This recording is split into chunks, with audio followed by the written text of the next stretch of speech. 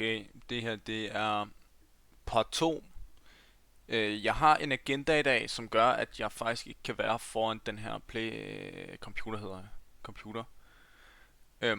Så jeg bliver nødt til at tage min trade her, og der har jeg allerede lagt med den idé, at vi har vores SMT, hvis vi kan close above vores volume imbalance her igen, at så tager jeg en long position med 5 contracts, 15 points, og så kommer jeg til at target det heroppe omkring change in the state. Vi lavede close above. Jeg ved ikke lige, hvad fanden det der er. Der er ikke noget wick her. Tager position. Vi er ikke bange for lidt drawdown her, fordi at lige præcis det her må gerne ske. At vi går ned og laver et nyt wick her. That's totally cool. Og så har vi TP her. Lige over vores 5-minute change in the state. Vi har også 3 equal highs heroppe, som er ulækkert. Så jeg vil gerne se de highs get taken out. Selvfølgelig. Ja. Så er resten bare waiting game.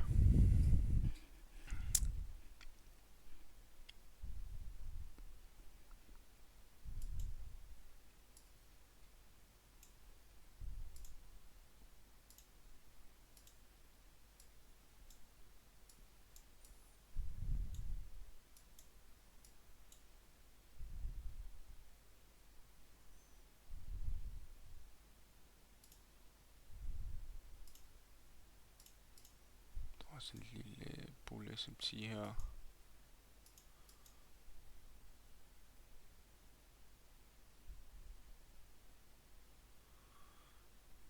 Så er det bare om den kommer til at holde her.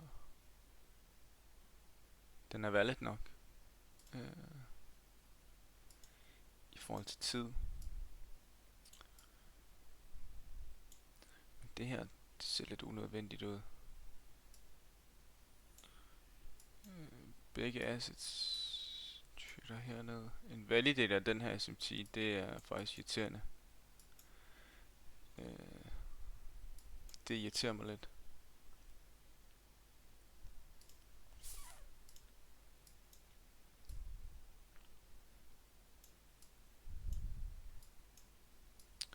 Okay, 15 second ES chart er lige til at lukke op og pølle i, man. Looks like ass.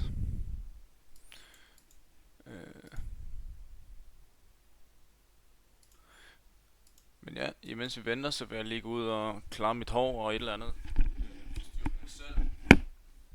Ready for the day, you know?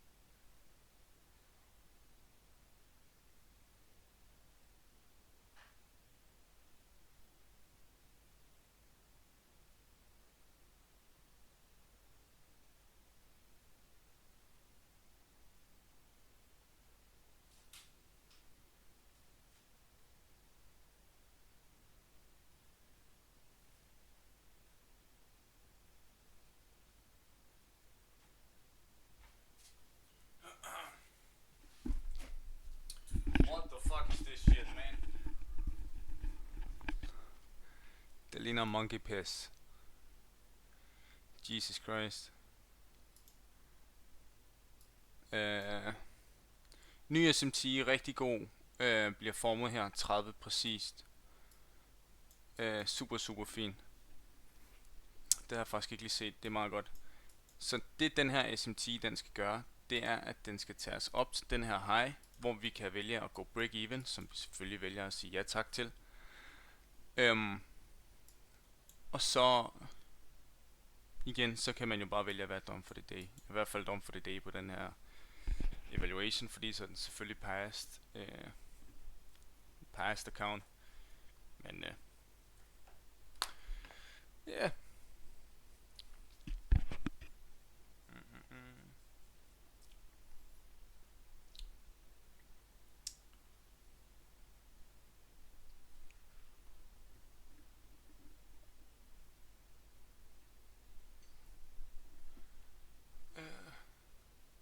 Ja, jeg ved ikke hvor mange af jer der lægger mærke til det, men altså det her shit bliver filmet live. Altså det er live shit det her.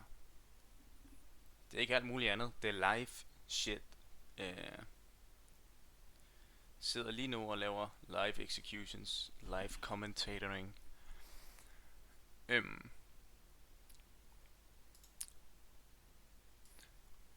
Ja, og det er faktisk et godt spørgsmål omkring hvorfor jeg gør det her. Jeg tror bare gerne jeg vil gerne vise nogle flere mennesker hvad daytrading kan. Og hvad det er. Fordi det har ændret mit liv. Jeg ved det har ændret Noahs liv. Det har ændret så mange menneskers liv. Især folk som især folk som mig selv, som altid har været dårlige i skolen, aldrig har fået gode karakterer, altid følt sig lidt lost omkring, okay, hvad fanden skal jeg bruge mit liv på? Jeg gider ikke sidde på et kontor 10 timer om dagen, jeg gider ikke sidde bag kassen i Netto, jeg gider ikke undervise børn i skolen, eller være støttepædagog, eller et eller andet pis. Du ved, så mange mennesker føler sig fortabt, fordi de ikke føler, at der er noget job, der passer dem. Og ikke fordi, at daytrading så kommer til at passe dem. Jeg ved ikke engang om, jo, daytrading passer mig. Det passer alle mulige præmisser. Altså, jeg behøver kun gøre det en time om dagen. Og så kan jeg leve af det. Men daytrading er fedt for mig, fordi at man kun kan bruge du ved, fordi jeg har det system, der gør, at hvis jeg arbejder en time om dagen, så får jeg bedre resultater, end hvis jeg arbejder 8 timer om dagen. Du ved, det er der vi er. Så det det er fedt og fascinerende at kunne komme ind i den industri, hvor at du kan sidde og arbejde 1 time om dagen og tjene lige så meget som alle andre. Altså alle andre, uanset om det er en advokat, læge, skolelærer. Det svinger selvfølgelig ikke, fordi din løn vil jo også altid være relativ i forhold til hvor god måneden er på trading og sådan noget der, ikke? Det kan jeg skrive under på. Min bedste måned 200.000, min værste måned den er minus. Så det er jo det er sgu sjovt hvordan det fungerer det der. Der er mange mennesker der ikke er klar på det, men prøv lige at overveje den frihed. Altså den er sindssyg. Hvem vil sige nej til frihed? Det forstår jeg ikke. Og i det mindste ikke lige give det et forsøg. Giver det mening? Hvorfor ikke bare prøve? Se om man kan lykkes med det. Det forstår jeg ikke.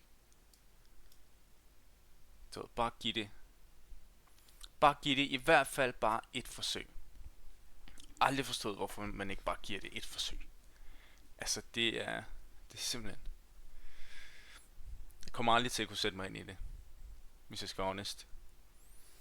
Never, never, ever.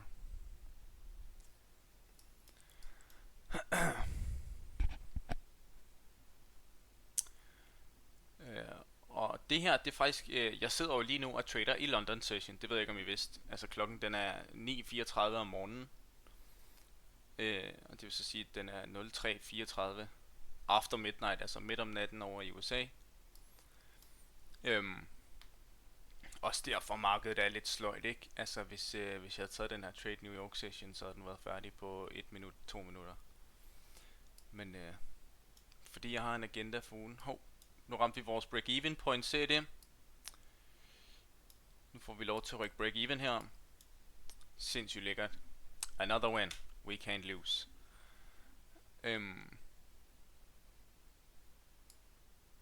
Ja, jeg ved om den bare hopper op i TP med det samme. Det kunne være lækkert. Vi skal også lige holde øje med, om den rejecter den 5-minute change in the state her, der ligger 1,5 point under vores TP. Men må ikke den hopper op i vores TP, bare for at fylde market orders. Det kunne jeg godt forestille mig. Og husk, hvis I synes alt det her det lyder spændende, så nej, det gider fandme ikke engang sige. Ja. Vi har en Discord server. Men ja. Sådan der. Account passed. Super simpelt. Jeg tænker lige hoppe ind på performance stats her. Så kan I se 2 wins for ugen. Et win i går. Vores win i går. Vores win i dag. Account passed. 2 trades. 2 dage. Og mere skal der vitterligt ikke til. Det er super simpelt, gutter. Jeg synes i hvert fald det er simpelt. Men ja, det er simpelthen sådan man passer en funded account. Shhh, stille, baba. Det er sådan man passer en funded account. Bye bye.